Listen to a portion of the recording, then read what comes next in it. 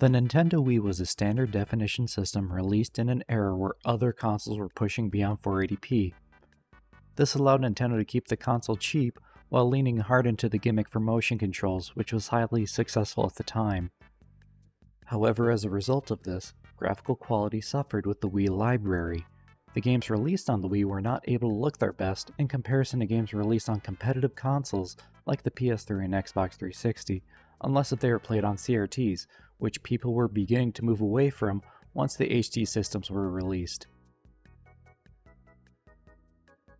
Nintendo did release component cables for the Wii, but I personally didn't own these at the time, so the Wii always looked like a blurry mess to me on more modern wide displays.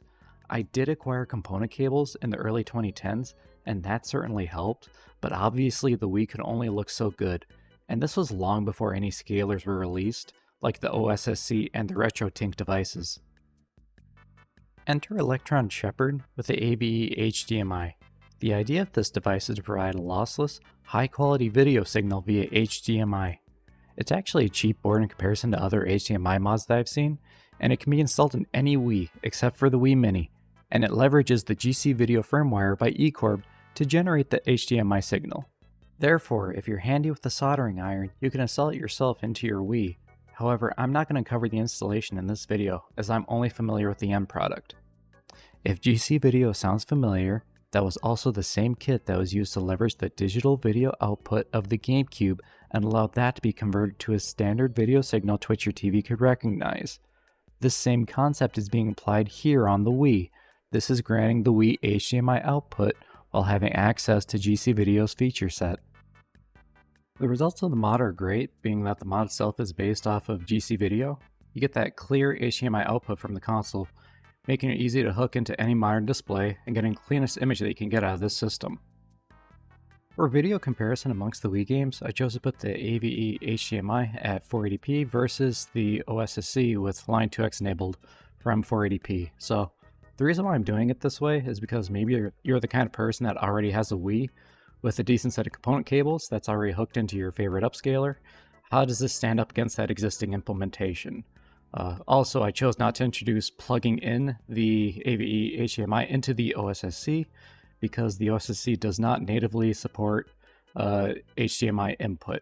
And I don't want to introduce an HDMI to component converter that could potentially negatively affect the quality of the AVE HDMI for this test because, quite honestly, I don't know what's a good one that works versus what doesn't. So we're just going to go ahead and raw dog it with the AVE HDMI into capture.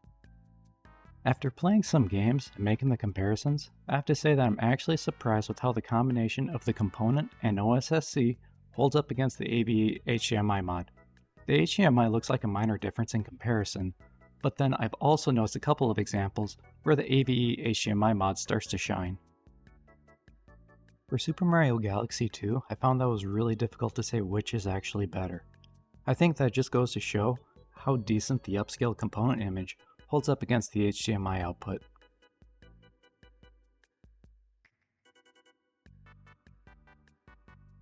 This is where the difference becomes a bit more noticeable, and the AVE HDMI really starts to shine.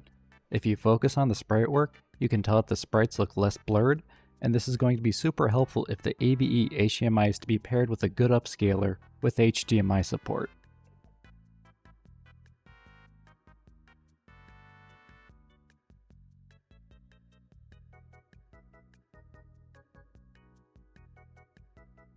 When I was testing Mario Kart GP, the difference didn't seem to be huge between the AVE HDMI mod and the component and OSSC pairing. Then I noticed that when I paused it, I started seeing a slight blur around Donkey Kong. The difference here is marginal, but there is a visible improvement. It's just one of those games that's just really hard to tell when it's in motion.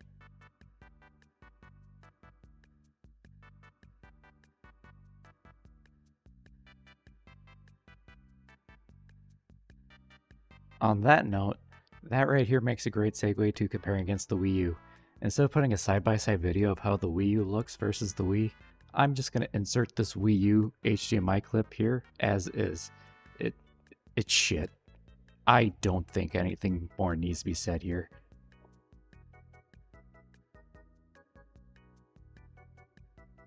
In here, I chose Super Smash Bros. Melee as my GameCube game test. I think the difference here would just ultimately come down to personal preference.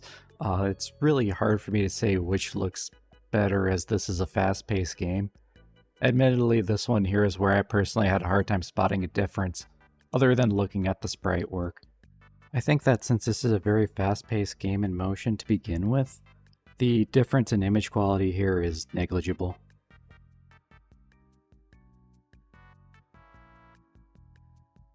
Mad World.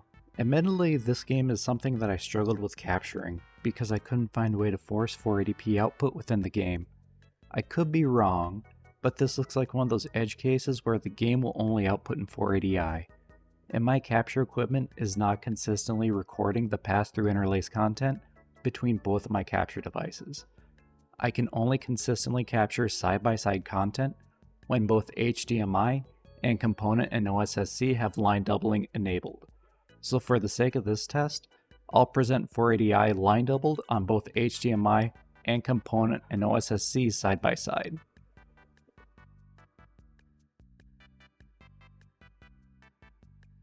That being said, I'll also present 480i with the AVE HDMI by itself, because I can capture that fine for some unknown reason. I just can't seem to capture the component and OSSC pass-through correctly, and I don't want to present an incorrect comparison due to my setup.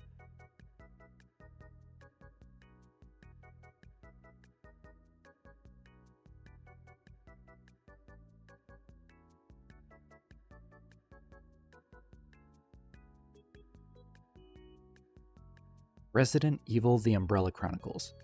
While the other games were bright and colorful, with the exception of Mad World, I wanted to add one more game that's dark and dingy. Surprisingly, I think this highlights well some of the differences between the HDMI and the component and OSSC pairing.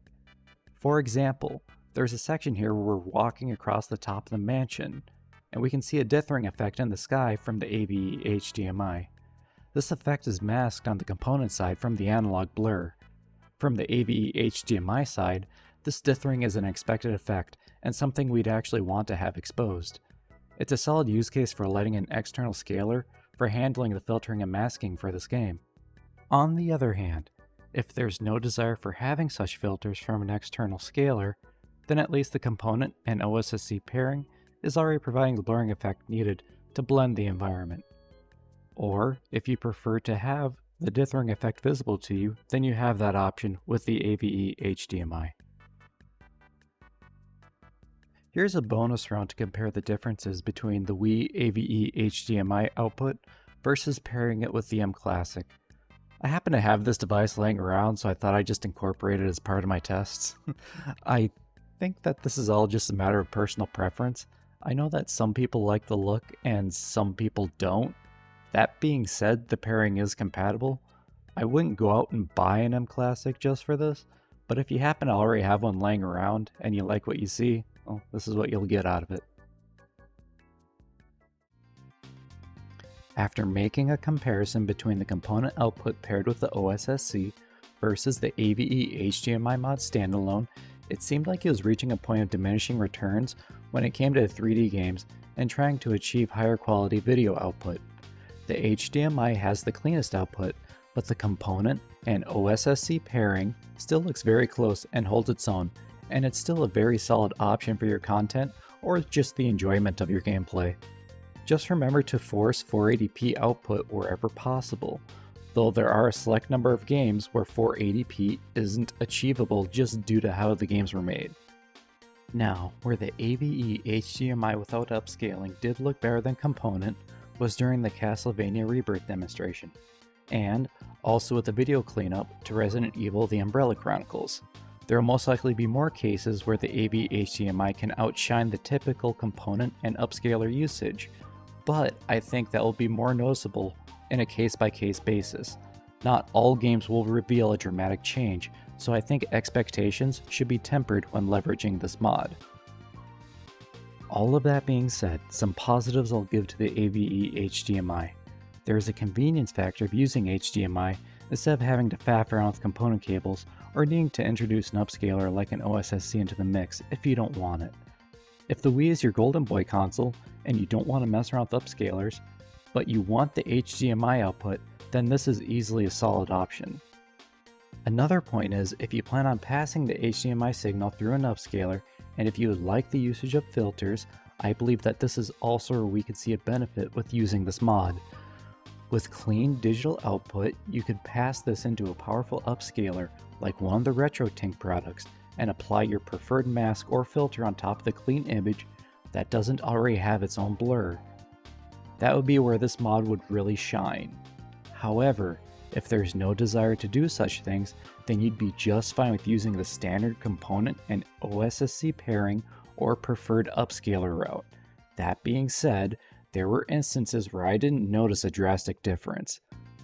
But at the end of the day, either route that you decide to go down, whether it be the AVE HDMI mod or something like the component and your preferred upscaler, both are still miles better than the shitty looking Wii U output. Thanks for watching this video. I hang over at twitch.tv/zombie_phoenix a couple times a week. We just hang out and play whatever I'm in the mood for. I stream a variety of retro shenanigans, most of the time on original hardware. Sometimes it's shareware, other times it's consoles, or even consoleized handhelds.